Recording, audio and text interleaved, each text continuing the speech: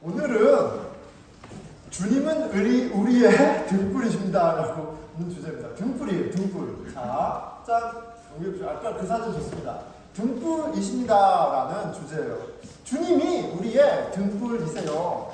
자, 우리 한번 저 등불을 기억하고 눈을 감아보세요. 눈을 감아보십시오. 다 눈 감으세요. 자, 누가 안 감은 사람 누가 있나? 예, 다 눈 감았습니다. 눈을 질끈 감고, 자, 여러분들 우리가 지금 굉장히 깊은 칠흑 같은 어둠에 있다고 생각해 보세요. 상상해 보세요. 자, 우리 그 어둠 속에 잠깐 있어 보겠습니다. 너무 어두워요.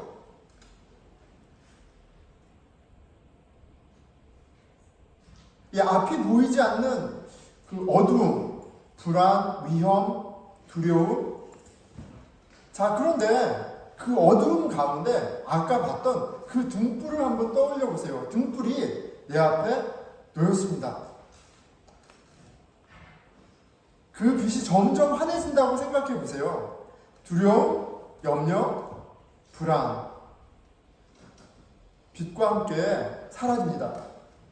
자, 그 등불을 잠시 함께 마음으로 보는 시간 잠깐 갖겠습니다. 자, 이제 눈을 떠주세요. 예, 여러분 제가 어떻게 그 최면의 소질이 있나요? 전혀 없는 걸로. 예, 그런데 이거를 이제 이 시도를 한 요지는 포인트는 간단합니다.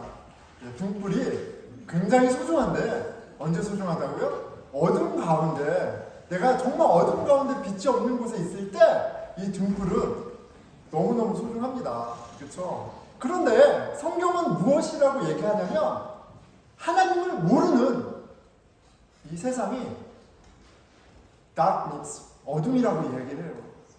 하나님을 알지 못하는, 하나님을 왕으로 인정하지 않는 세상이 어둠이라고 이야기를 합니다. 그렇기 때문에 내가 그 사실을 하나님이 함께 하시지 않는 것이 얼마나 위험하고 얼마나 두려운 상황이고 얼마나 암담한지 안다면, 예, 등불이 꼭 필요하구나, 그런 생각을 할 수밖에 없습니다. 거기다가 그런 어두운 가운데 내가 있는데 누군가 등불을 보여주면 여러분 다른 데에 시선을 돌릴 필요가 없어요. 그냥 그 등불을 보게 되어 있습니다. 이미 시선이 등불을 향해 있을 거예요. 왜요? 난 지금 어둠 가운데 있고 난 등불이 너무너무 필요하니까 얼마나 반가워요. 그 등불을 볼 수밖에 없습니다. 그 등불을 의지할 수밖에 없는 거예요. 그 등불을 아주 소중하게 다룰 수밖에 없는 거예요. 자, 이스라엘 백성들에게 이 등불은 항상 하나님이에요. 소망과 생명 되신 하나님을 얘기합니다. 하나님 사랑해라. 하나님 사랑해야 한다. 어떻게 보면 하나님이 어둠 가운데 등불 되신 하나님이 얼마나 소중하고 감사한지를 안다면 실은 막 입이 아픈 거예요. 하나님은 등불 같은 분이세요. 어둠 가운데 있는 우리에게 너무너무 필요하고 소중한 분이세요. 다윗이 노래합니다. 시편 27편 1절이죠. 여호와는 나의 빛이요 나의 구원이시니 내가 누구를 두려워하리요? 여호와는 내 생명의 능력이시니 내가 누구를 무서워하리요? 생명 대신, 소망 대신, 우리의 안전 대신 하나님은 등불 같은 분이세요. 자, 우리 한번 따라해 보겠습니다. 주님은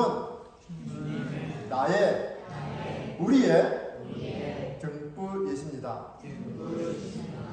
자, 여러분 동의하시나요? 예, 아멘. 감사합니다. 예, 하원이가 있으면 가장 크게 아멘 했을 것 같아요. 자, 그런데 여러분 들어는 봤지만 아직도 잘 모르겠어 하는 마음이 있습니까? 오늘 말씀을 통해서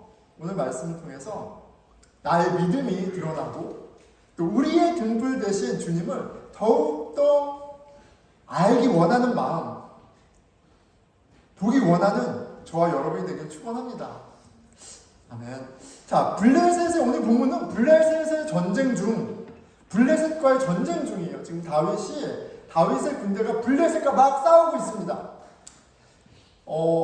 그곳에 거인 아스비브놉이 있었어요. 아스비브놉이 있었는데 아스비브놉 눈에 지친 다윗이 보였어요. 그래서 그 아스비브놉이 다윗을 죽이려고 달려들었습니다. 그런데 다윗이 이 거인 아스비브놉을 감당하지 못해요. 그래서 위험에 빠집니다. 마치 옆에 있던 아비새가, 가까이 있던 아비새가 그것을 보고 달려들어서 다윗과 함께 이 거인을 무찌릅니다. 얼마나 당황스럽고 급박한 상황이었으면 나중에 신하들이 이렇게 요청합니다.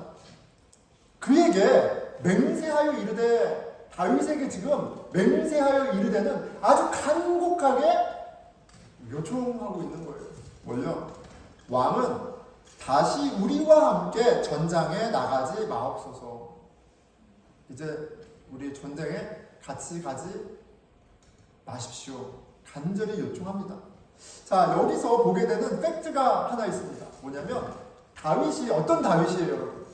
골리앗을 무찌른 다윗이잖아요. 그런데 오늘 다윗은 어때요? 네, 같은 거인 족속인데 그 거인 앞에서 힘을 못 쓰는 전투력이 많이 떨어진 다윗이에요.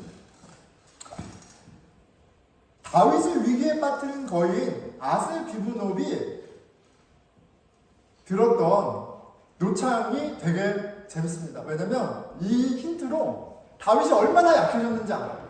자, 퀴즈 시간입니다. 이 거인의 노창의 무게는 얼마였을까요?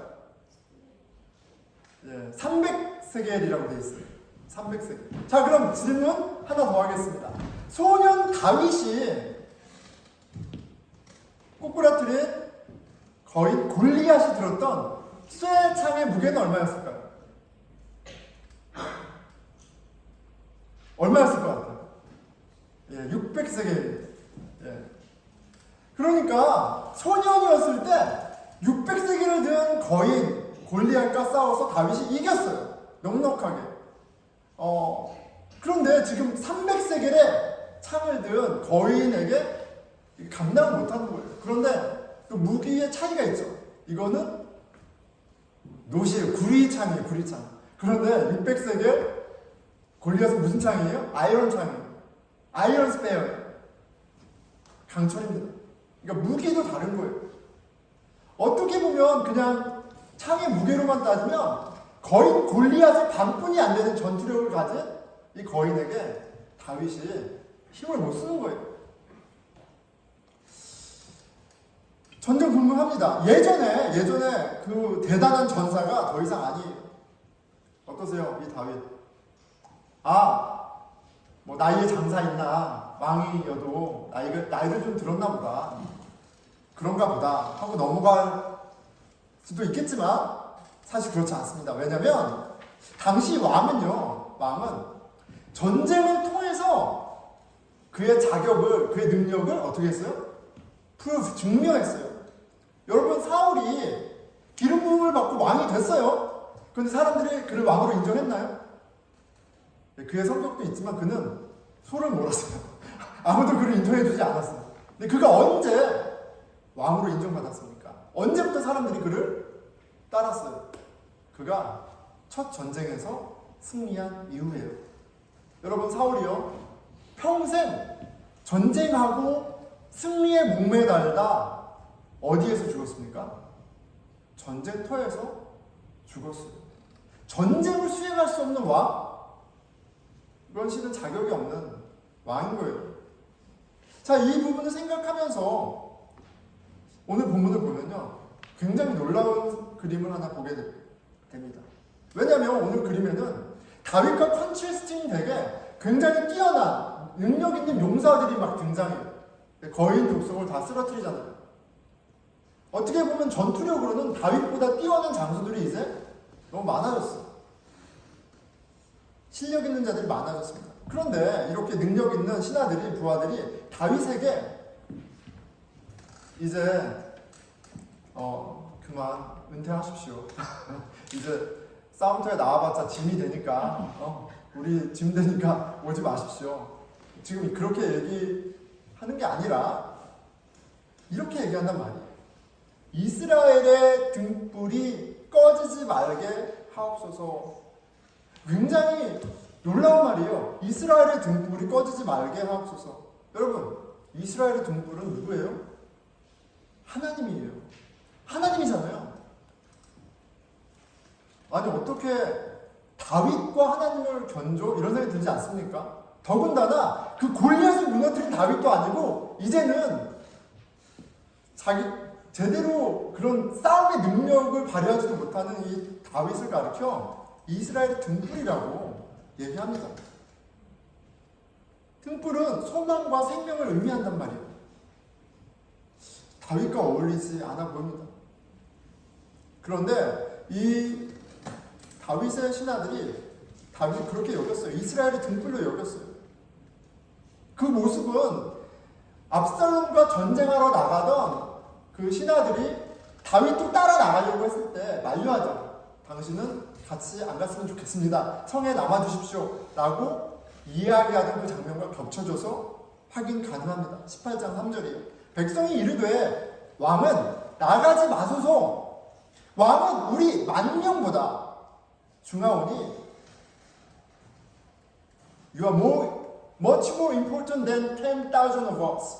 10,000명보다 당신이 훨씬 중요하니까 나가지 마시옵소서. 이렇게 간청합니다. 당신의 가치는 우리 모두의 생명을 합한 것보다 너무너무 소중합니다. 정말 그렇게 여겼으니까 당신이 우리의 등불입니다. 라고, 그러니까 등불을 꺼뜨리지 마십시오. 라고 말할 수 있었던 거예요. 자, 그런데 거듭해서 질문하게 되는 건 좀 과하지 않냐는 거죠. 왜 우리가 다윗의 그 왕으로서 다윗이 얼마나 불의하고 악하고 하나님 보시기에 범죄를 했는지 우리가 좀 계속 목도했습니다. 우리아의 아내 바스에바를 겁탈했고 우리아를 사지에 몰아 죽였어요. 거짓말하고 이웃의 것을 탐했고 간음했습니다. 다윗의 불의로 말미암아 자식들이 범죄하고 반역했습니다. 부하들도 다 알고 있어요. 그런데 그렇게 흠이 많은 사람을, 그렇게 오점이 많은 사람을 이스라엘의 등불이다라고 얘기하는 건 좀 과하지 않냐는 거죠. 자, 그런데 한 인물의 눈으로 다윗을 보니까 좀 실마리가 풀렸습니다. 그 인물은 아비새예요. 오늘 본문에 나오는 다윗을 구한 아비새입니다. 아비새를 통해서 다윗을 보니까 사무엘에 아비새가 많이 등장해요. 근데 그가 어떤 다윗을 경험했을까? 아비새의 입장에서 보니까 조금 풀리더란 말이죠. 여전히 흠이 많고 여전히 부족한 다윗이지만 아비새는 다윗을 통해 하나님을 봤어요. 마치 다윗이 아비새에게는 등불 같은 존재였구나 라는 사실을 확인하게 됩니다. 아비새는 다윗이 사울을 피해 광야 생활을 시작하던 그때 400명의 가난한 자, 오갈 데 없는 자, 쫓기는 자, 그 무리 중에 한 명으로 다윗과의 여정을 시작했습니다. 그리고 다윗이 겪었던 아주 크리티컬한 위험한 상황 가운데, 험난한 상황 가운데 그 옆에 있는 것을 본문을 통해서 확인할 수가 있어요. 그리고 그 위험한 상황 가운데 다윗은 하나님의 함께 하심을 보여주고요. 그리고 아비새는 그것을 목도한다는 것을, 목도해 왔다는 것을 좀 확인할 수 있습니다. 자, 그런데 너무 재밌는 게 있어요. 아비새 이제 좀 본문을 볼 텐데 어떤 상황에 아비새가 무슨 말을 하면 다윗이 망신을 줘요.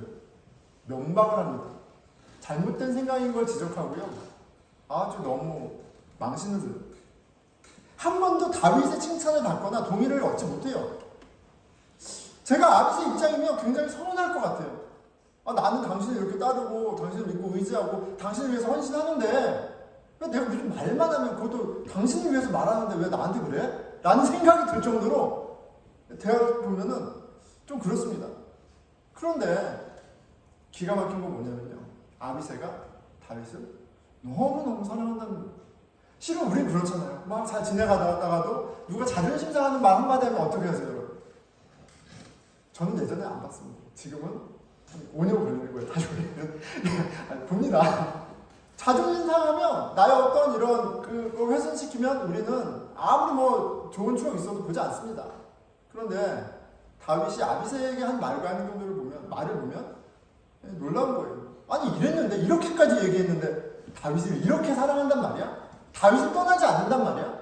도대체 다윗에게 무엇이 있길래, 이렇게 힘이 많은 다윗에게 무엇이 있길래, 무엇이 있더라고요.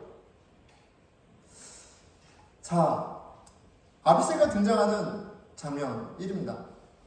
사울 왕이 광야로 다윗을 잡기 위해 정예병을 갖고 데리고 출동했습니다. 그리고 광야에 야영했어요. 캠프를 쳤죠. 그리고 사울 왕이 그 캠프에서 맨 가운데 잠자리에 들었습니다. 그리고 맨 가운데 있는 사울을 기준으로 그의 가장 최측근, 그 다음에 측근, 그 다음 측근 뺑 둘러서 사울의 군이 호위했어요. 그렇게 캠프가 쳐져 있어요.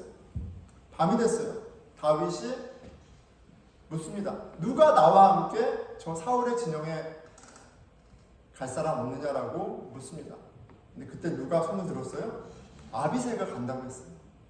아비새가 따라 나섭니다. 자, 따라 나섰습니다. 그런데 어때요? 지금 뭐 코너 어디에 있는 게 아니라 맨 가운데 있으면 많은 사람은 어쨌든 뭐 자고 있어도 지나가야 되는데 사람들이 안 깨는 거예요. 다 깊은 잠에 빠져들었어요. 그래서 바로 코를 골고 자고 있는 사울 코 밑까지 왔습니다. 자, 이런 상황에서 아비새가 이렇게 얘기합니다. 사무엘상 26장 8절이에요. 아비새가 다윗에게 이르되 하나님이 오늘 당신의 원수를 당신의 손에 넘기셨나이다. 그러므로 청하오니 내가 창으로 그를 찔러서 단번에 땅에 꽂게 하소서. 내가 그를 2번 찌를 것이 없으리이다 하니. 여러분, 이 말이요 굉장히 많은 의미가 내포되어 있어요. 일단 이 상황을 어떻게 해석하고 있어요? 하나님께서 당신을 위해서 베푸신 opportunity다 라고 이렇게 해석하고 있어요. 그리고 또 뭐라고 얘기해요? 당신은 손댈 필요 없이 내가 손대겠다 이렇게 얘기해요. 왜냐면 예전에 동굴에 왔을 때 다윗이 죽일 수 있었는데 그가 손을 대지 않거든요. 그거 알고 있어요, 아비새가. 그러니까 그거 부담스러우면 내가 할게요. 악역은 내가 하겠습니다. 손에 피 묻히지 마세요. 얼마나 좋아요, 여러분. 최고의 어시스턴트. 최고잖아요. 네, 그런 사람 좀 있었으면 좋겠어요. 나 대신 누구랑 싸워주고 막 이렇게 해줬으면 좋겠어요. 그런데 신앙적인 언어로, 신앙적인 해석으로, 그리고 다윗을 위해서 이렇게 얘기하는 아비새에게 다윗이 전혀 다른 판단과 말을 합니다. 9절, 다윗이 아비새에게 이르되 죽이지 말라. 누구든지 손을 들어 여호와의 기름 부음 받은 자를 치면 죄가 없겠느냐 하고. 내가 죽이지 않는다고 해서 죄가 없는 게 아니야. 누구든지 여호와의 기름 부음 받은 자를 죽이면 죄고, 내가 여기에 있는데 그거를 허용하면 나도 죄에 동참하는 거야. 자기에게 너무 유리한 상황이고 모든 것을, 내가 갖고 있던 불안한 상황, 나의 어떤 경제적인 문제, 이 모든 것을 한순간에 뒤바꿀 수 있는 저로의 찬스임에도 불구하고, 여러분, 우리는 이익에 따라서 움직이잖아요. 내 이익에 부합하는, 내가 원하는 무언가가 이루어졌을 때 우리 너무나도 쉽게 하나님이 하셨어, 하나님이 이루어주셨어, 하나님 내 편이야 라고 얘기하잖아요. 하나님 지금 다윗 편이네요. 그런데 다윗은 독수하지 않아요. 이 기회를 잡지 않습니다. 굉장히 이상한 거예요. 그런데 다윗에게는 눈에 보이는 이익보다도 보이지 않는 하나님, 그냥 나를 어시스트하는 헬퍼 말고 왕이신 하나님이 중요했어요. 그리고 그 왕이신 하나님이 기뻐하시지 않는 일은 하지 않는 모습을 보여줬어요. 자, 아비새가 본 이런 다윗의 판단과 결정은요, 굉장히 일관됐어요. 한 번만 있었던 사건이 아닙니다. 다윗이 아들 압살롬의 반역에 정말 일생일대 위기 속에, 완전 망신 속에, 치욕 속에 도망치고 있었습니다. 그런데 그 길에 시므이라는 사람이 공개적으로 다윗을 저주했어요. 피 흘린 자여, 떠나라 떠나라. 너 하나님의 심판을 제대로 받고 있다. 이제 아주 망해라. 꼴 좋다. 막 소리 지르면서 쫓아오면서 먼지를 일으키면서 돌을 던지면서 막 소란을 피우고 있었습니다. 근데 그 옆에 누가 있었어요? 아비새가 있었어요. 아비새가 이렇게 얘기합니다. 16장 9절이에요. 아비새가 왕께 여짜오되 어찌 죽은 개가 어찌 내 주 왕을 저주하리이까 청하건대 내가 건너가서 그의 머리를 베게 하소서 이렇게 얘기합니다. 근데 다윗의 판단은 다르잖아요. 위기 속에 있는 다윗을 통해 그의 다른 판단을 통해 고백을 통해 야 정말 다윗에게는 하나님이 왕이시구나 라는 것을 보게 됩니다. 10절이죠. 왕이 이르되 스루야의 아들들아 내가 너희와 무슨 상관이 있느냐 그가 저주하는 것은 여호와께서 그에게 다윗을 저주하라 하심이 아니냐 내가 어찌 그리하였느냐 한 자가 누구겠느냐 하고 여러분 다윗의 마음 가운데는 하나님이 그냥 하나님이 아니라 왕으로 살아계셨어요. 그리고 아비새와 신하들은 그런 다윗을 통해 생명이요 소망 대신 살아계신 하나님을 보았어요. 그러니까 다윗이 참 허물이 많고 부족하고 흠이 많은 사람이지만 다윗의 하나님의 왕 대신 그 기준으로 판단하고 말하고 행동하는 이것을 통해서 다윗이 그들에게 등불과 같은 역할을 해준 거예요. 어떤 등불이요? 하나님을 보는 등불과 같은 역할을 해준 거예요. 그리고 너무나 감사한 건 아비새가 그것이 얼마나 소중한지 알았던 것 같아요. 아니, 자존심 상하잖아요. 기분 나쁘잖아요. 나 너 위해서 한 얘기인데, 너를 지켜주려고 한 얘기인데, 근데 왜 나한테 뭐라 그래? 그런데 그것에 마음 상하는 것이 아니라 나로 하여금 하나님이 보게 한 다윗을 소중하게 여기고 그리고 그것을 넘어서 지극히 사랑합니다. 어떻게 알 수 있어요? 23장 16절이에요. 새 용사가 블레셋 사람의 진영을 돌파하고 지나서 베들레헴 성문 곁 우물을 길어가지고 다윗에게로 왔다. 완전히 이렇게 제정신이 아니죠. 다윗이 베들레헴 출신이에요.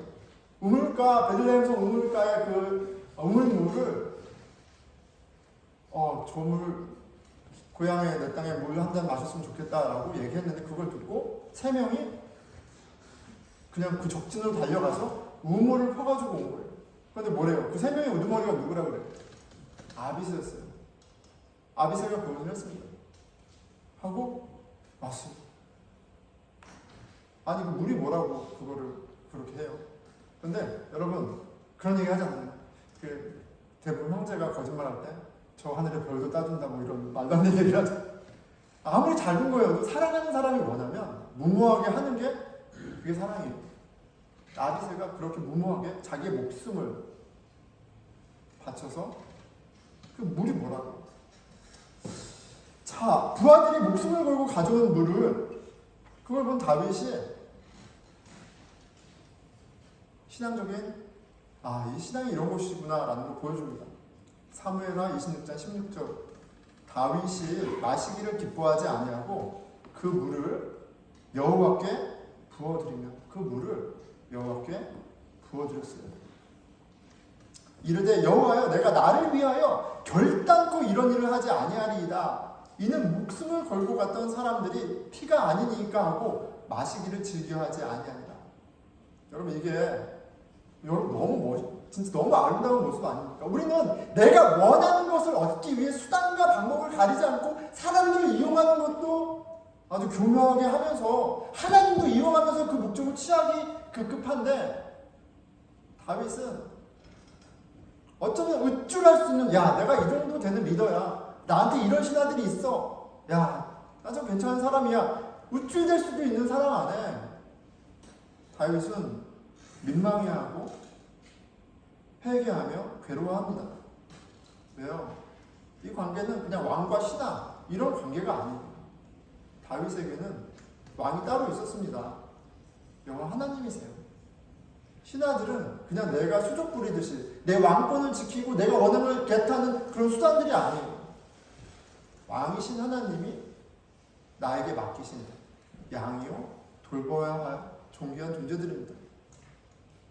자, 그런데 여러분 아비새와 우리가 이렇게 물 다 갖다가 바쳤어요. 그런데 다윗이 받고 막 어쩔 줄 몰라요. 괴로워해. 막 그러면서 막 이렇게 하고 막 이거를 다 봤다고 생각해 보세요. 여러분. 아비새가 그걸 봤어요. 용사들이 봤어요. 이런 왕은 없는 거예요, 여러분. 이런 왕은 없는 거예요. 세상의 다른 왕들과 달라도 너무 다른 겁니다.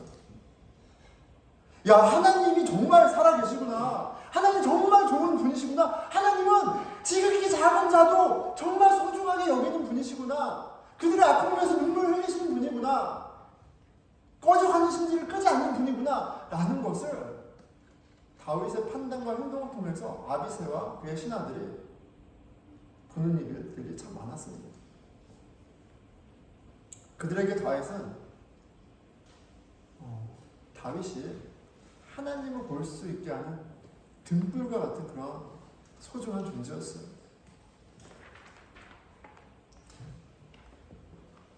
여러분, 우리 하나님 안 보이죠?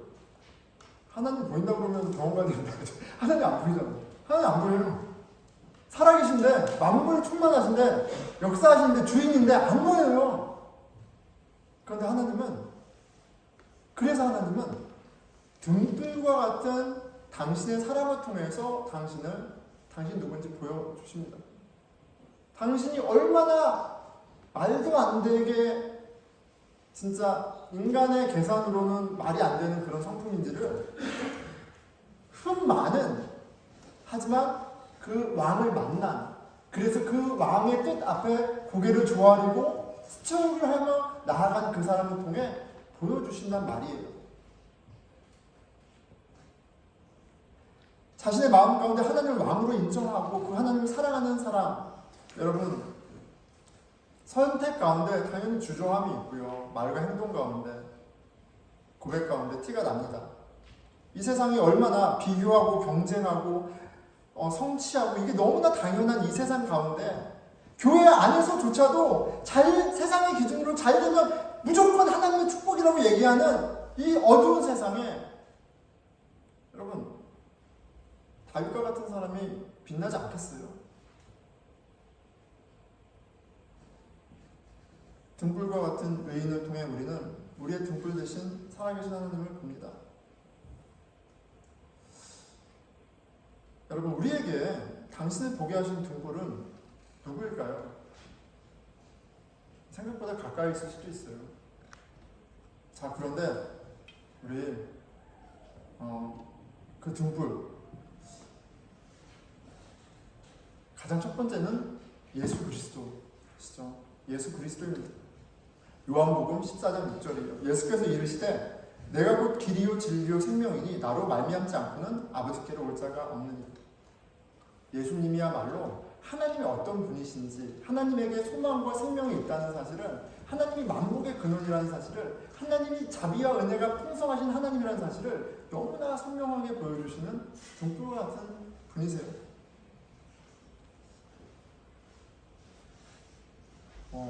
말씀 묵상하면서 그림이 하나 보입니다. 이제 당신이 십자가에 못 박혀 죽으시기 바로 전날이에요. 제자들이 다 자신을 버리고 자신을 모른다 하고 떠나갈 것을, 배반할 것을 다 아시는 그날이에요. 거기에는 가룟 유다도 있어요. 그런데 예수님은 그 제자들을 위해 식탁을 마련하시고 그 제자들의 발을 씻어주세요. 하나님이 얼마나, 하나님이 어떠한 분이신지를 평생 잊지 못하도록 그날 그들의 발을 씻어주시면서 가게 시켜주세요. 그 예수님의 모습이 제 마음 가운데 너무나 선명하게 보입니다.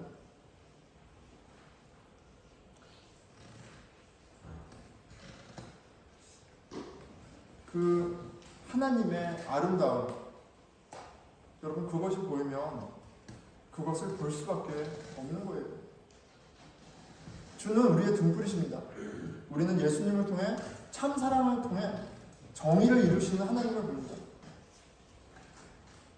하나님의 말씀, 하나님께 기도, 하나님의 교회를 계속 강조해요. 왜요? 예수님은 말씀과 기도와 교회 공동체를 통해서 당신을 드러내시기 때문에 그래요. 말씀과 기도와 공동체로 그 등불 되신 예수님을 경험하고요. 그리고 그렇게 하나님을 보는 거예요. 말씀 묵상하면서 그런 공동체, 말씀과 기도와 함께하는 가운데 그 하나님을, 참 등불 되신 하나님을 보는 공동체가 되기를 간절히 소원하는 마음이 생겼습니다. 그러면서 첫째는 무조건 예수 그리스도죠. 그런데 제가 만났던 여러 사람들이 좀 떠올랐어요. 참 많은 분들이 있었습니다. 근데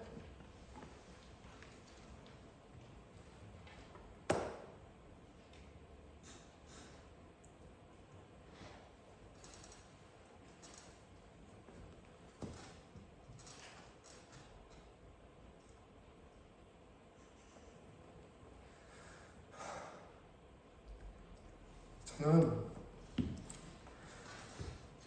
그 전에 있었던 홍은정 목사님을 생각했어요.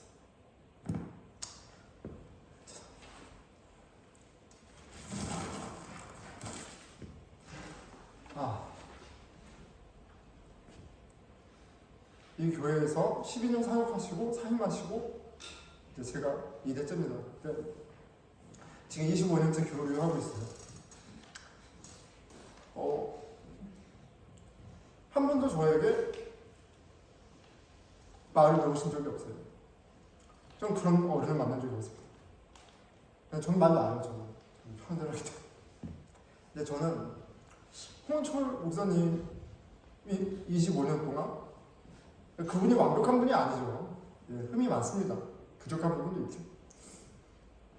단 한 분도 상황을 컴플레인하거나 누군가를 험담하는 걸 들어본 적이 없어요.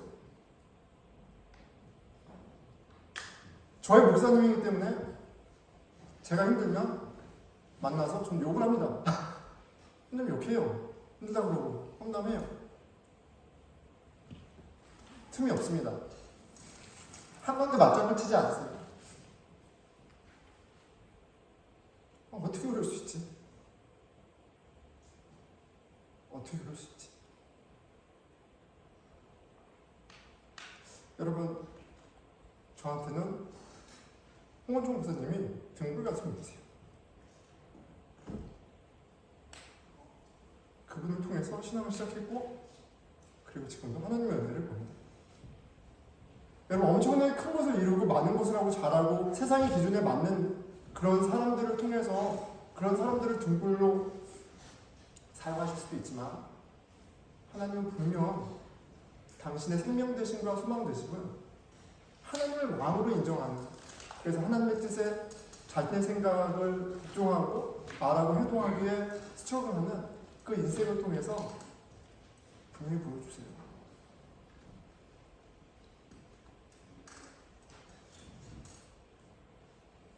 그런 공동체가 되기를,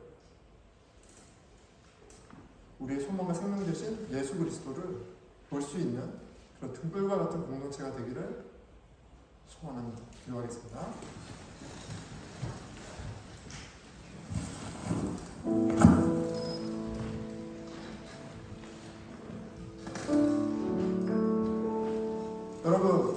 여러분들에게는 신앙이 어떤 것입니까?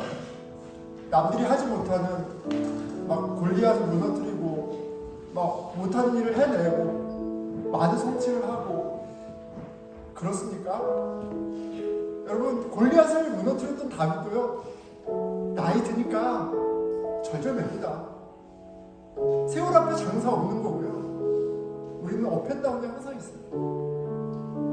우리의 어떠함으로 하나님을 보려고 하지 마세요. 속지 마세요.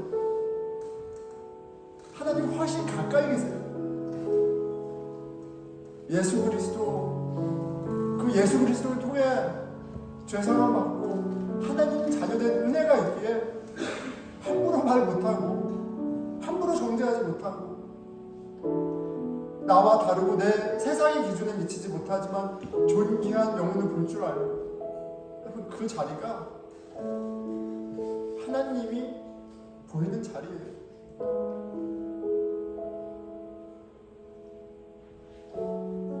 가난한 자, 약한 자, 천대받는 자를 위해서 오신 그들의 등불이 되신 주님이 우리의 등불이 되고, 이 세상에 천대받는 연약한 가난한 자에게 소망과 생명이 되는 삶, 공동체가 되기를 그랬으면 좋겠습니다.